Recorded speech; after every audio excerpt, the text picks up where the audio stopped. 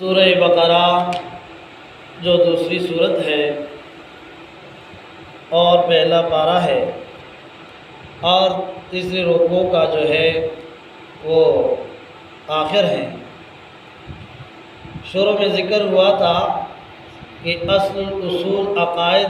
عقیدے وہ تین ہیں، ان میں سے نمبر 1 وہ عقیدہ توحید ہے، اور نمبر 2 رسالت ہے، نمبر 3 وہ قیامت بعث بعد الموت ہے۔ تو یہاں پہ اس کا ذکر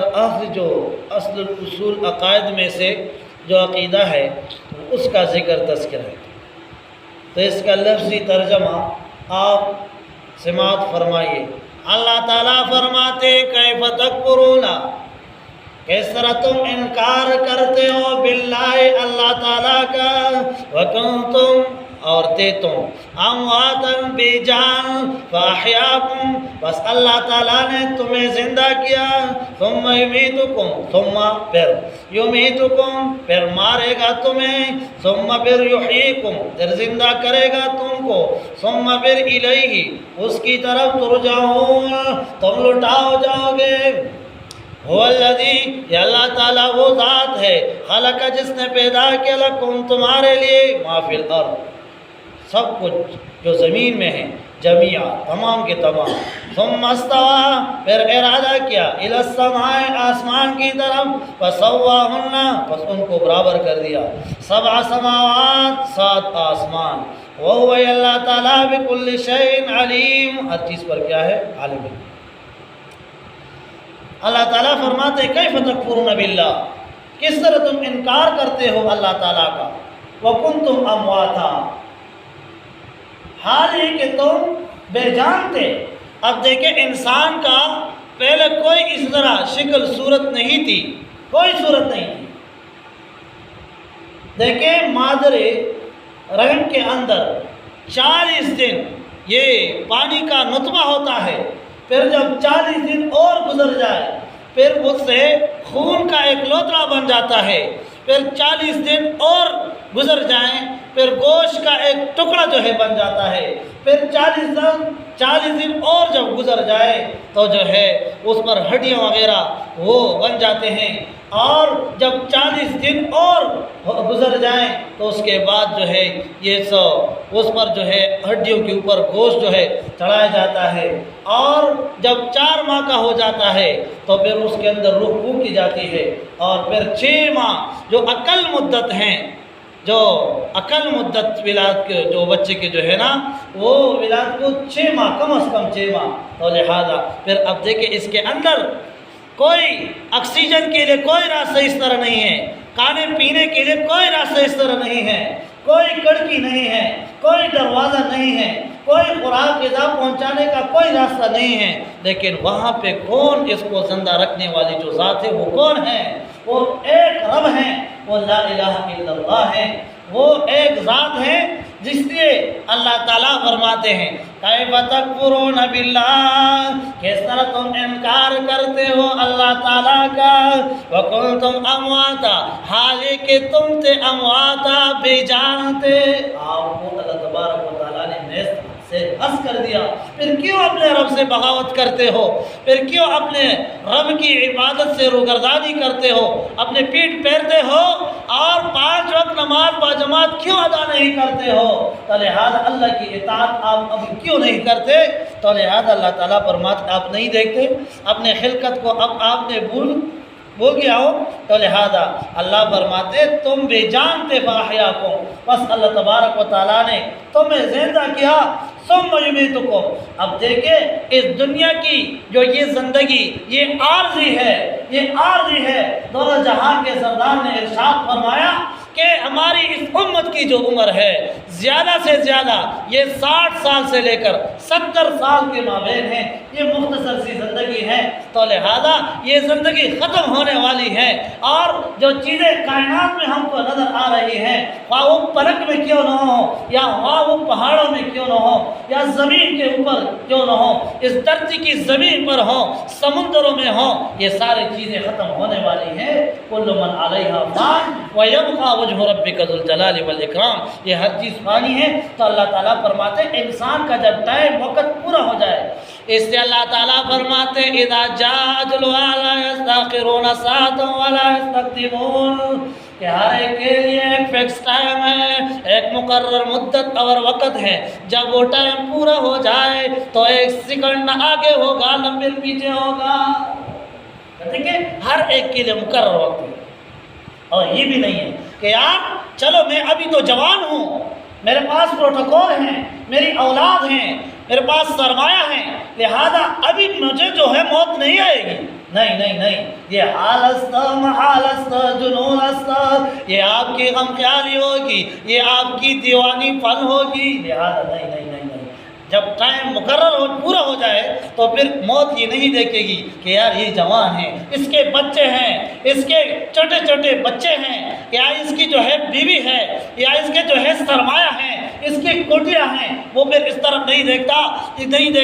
कि यार ये तो क्या है, सदर हैं, ये वज़ीर आज़म हैं, ये जर्नेल हैं, ये सब सालार जो भी हो, जब टाइम मुकर्रर हो जाए बस टाइम बस बात फिर रुक जाती है। तो बहरहाल इसी वजह से अल्लाह फरमाते हैं कि अहयाकुम सुम्मा युमीतुकुम सुम्मा युहयीकुम। जब देखे इंसान इस दुनिया से, इंसान का जो आखिरी और जो हमेशा रहने वाला मकान जो है वो आखिरत में है, या वो जन्नत की शक्ल सूरत में होगा या जहन्नम की शक्ल सूरत में होगा, या जन्नत होगा या जहन्नम होगा। तो लिहाजा जब मोमिन मुसलमान होता है, ईमान वाला होता है, अल्लाह से डरने वाला होता है, अल्लाह के सामने सजदरेज़ होने वाला होता है, उसके लिए अल्लाह ने जन्नत तैयार कर रखा है। अल्लाह तबारक व तआला ने इस जन्नत मोमिनों के वास्ते जो है पैदा फरमाया है। तो मोमिन जन्नत में होंगे, लिहाजा और ये काफिर लोग वो जहन्नम में होंगे। लेकिन अगर ये मुसलमान अपने मकाम व मर्तबे के उसने नहीं पहचाना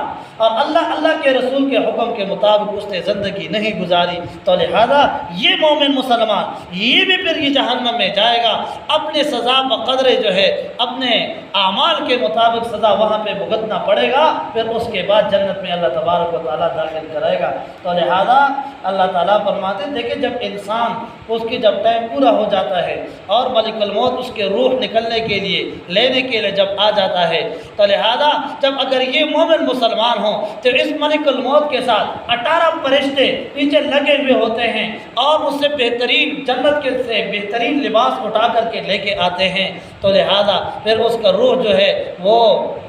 इल्लीन में लेके जाते हैं। तो लिहाजा उसके लिए जन्नत की कब्र में जब रखते हुए और उससे सवालात वगैरह भी किए जाते हैं कि यार आप देखें, मन रब्बुक, तेरा रब कौन है, मन नबीयुक, या मादा तक़ूलु बिहाज़ा रजुल, आप सल्लल्लाहु अलैहि वसल्लम के बारे में आप क्या कहते हैं, लिहाजा ये कौन है। तो जब अगर किसी बंदे ने अपने रब को इस दुनिया में पहचाना हो और इस रब के कलाम के साथ मोहब्बत उल्फत उसने रखी हो और इस कलाम को अपने सीने के साथ लगाया हो और इस अल्लाह के इस कलाम से बोसा लिया हो और इस कलाम को सीखा हो, इस कलाम के अंदर जितने अहकामात हैं उसी के मुताबिक ज़िंदगी गुजारे हों, तो वहाँ पे वो कहेगा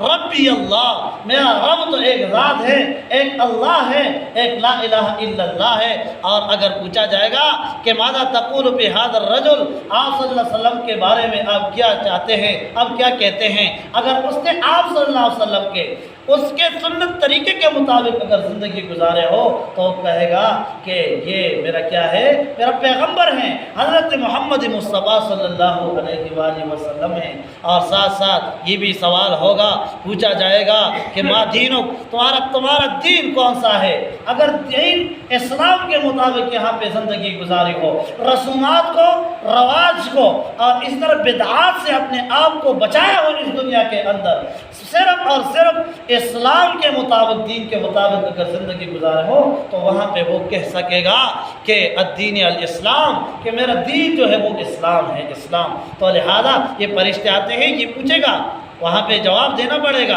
तो लिहाजा ये नहीं है, ये इंतकाल है इस दुनिया से उस दुनिया की तरफ। इंसान का अपना मकसद और अपना असली मकाम जो है जगह वो आखिरत में है, वो आखिरत में है। तो लिहाजा उसके लिए तैयारी करनी चाहिए। तो अल्लाह ताला फरमाते सुम्मा युमीतुकुम, फिर तुम्हें मारेगा, सुम्मा युहयीकुम, फिर तुम्हें जिंदा करेगा कब्रों से। دوبارہ ثم الیہ ترجعون، پھر تم اسی کی طرف لوٹاؤ جاؤ گے۔ تو میدان محشر میں حساب کتاب کے لیے جب قیامت برپا ہوگی، قیامت برپا ہونے کے بعد حساب کتاب سب کچھ ذرہ ذرہ عمل وہاں پہ انسان دیکھے گا۔ فَمَن يَعْمَلْ مِثْقَالَ ذَرَّةٍ خَيْرًا يَرَهُ، اگر جس نے مقدار ذرہ برابر اگر کسی نے نیکی کی ہو تو وہاں پہ وہ دیکھے گا۔ اگر وَمَن يَعْمَلْ مِثْقَالَ ذَرَّةٍ شَرًّا يَرَهُ، اگر کسی نے ایک ذرے کے بقدر کوئی برائی کی ہو وہاں پہ وہ بھی دیکھے گا۔ اس طرح وہ نہیں ہے کہ وہاں یار آپ یہاں پہ کوئی نیک عمل کیا ہو اور وہاں پہ وہ نہیں نہ ہو، موجود نہ ہو، اس کا صلہ آپ کو نہ مل رہا ہو، نہیں ہو ہی نہیں سکتا۔ اس لیے یہ عمل نامہ یہ سامنے آ جائے گا۔ اس طرح اللہ تبارک و تعالیٰ فرمائے گا اقرا، پڑھو اپنے اس عمل نامے کو پڑھو۔ انسان کہے گا کہ ما لهذا الكتاب لا يغادر صغيرة ولا كبيرة إلا أحصاها، اس عمل نامے کو کیا ہوا ہے؟ اس نے نہ ایک چھوٹے گناہ کو چھوڑا ہے نہ ایک چھوٹی سی نیکی کو چھوڑا ہے، سب کچھ موجود ہوگا وہاں پہ سامنے آ جائے گا کہ چلو آپ لے لو، یہ آپ کا عمل نامہ ہے۔ تو بہرحال اس وجہ سے ثم الیہ ترجعون، وَالَّذِي خَلَقَ لَكُم مَّا فِي الْأَرْضِ، یہ وہ ذات ہے جس نے پیدا فرمایا تمہارے لیے سب کچھ جو زمین کے اندر ہے، تمام کے تمام جتنی چیزیں یہ اللہ تعالیٰ نے ہمارے اور آپ کے فائدے کے لیے فرمایا اور پیدا فرمایا۔ اب دیکھیں اگر کوئی اعتراض کرے یار یہ سانپ بچھ اس کا کیا فائدہ ہے پیدا کرنے کے، کوئی ملحد قسم کے اگر کوئی اعتراض کر لے اور آبجیکشن اعتراض اشکال کریں، آپ سے پوچھے کہ سانپ کا کیا فائدہ ہے، اللہ تعالیٰ نے اس کو بھی پیدا فرمائے تو لہٰذا اس کو تو فائدہ تو نہیں سامنے بظاہر نہیں نظر آ رہا۔ تو دیکھیں یہ بھی فائدے کے لیے، دیکھیں آخرت میں مختلف قسم جو ہے اللہ تبارک و تعالیٰ جب بندے کو وہاں پہ عذاب دے گا تو لہذا اس میں سے اجدہا بھی ہوں گے، اور وہ اجدہا ویسے خطرناک ہیں کہ اگر وہ پونک جو ہے ہمارے اس دنیا میں تو کوئی ہری چیز نہیں رہ سکتی،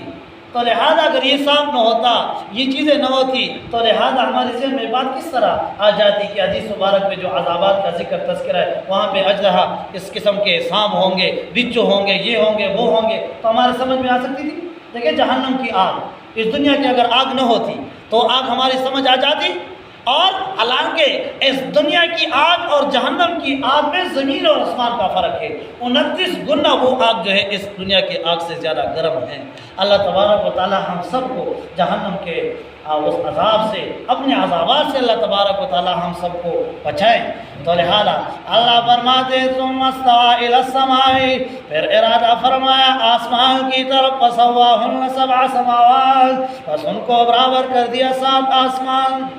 وہ بكل شيء علیم، اور یہ اللہ تبارک و تعالی ہر چیز پر کیا ہے؟ عالم ہے۔ اللہ تبارک و تعالی عمل کرنے کی توفیق عطا فرمائے۔ وآخر دعوانا الحمد للہ رب العالمین۔